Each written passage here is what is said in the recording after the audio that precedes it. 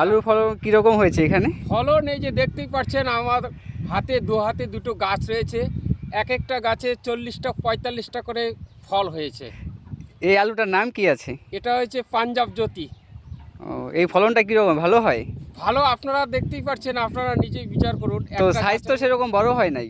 ছাস বড় হয় না, এটা আমি বিচনের জন্য করেছি, তো অল্প সার দিয়ে করেছি তাই। বেশ ভালো হয়েছে। হ্যাঁ তো এটা কি দ্বিতীয়বার আবার গাড়া হবে, তাই তো? হ্যাঁ, এটা আগামী বছর গাড়া হবে। এটা আমরা স্টোরে রাখবো। দেখতেই পাচ্ছেন আমাদের এই ক্ষেতের মধ্যে আলুর কাঁদি ফাটানো হয়েছে। না, ভালো ভালো।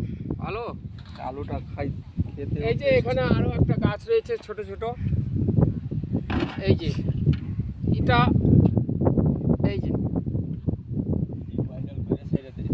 দেখেছেন তো? হ্যাঁ হ্যাঁ, দেখলাম।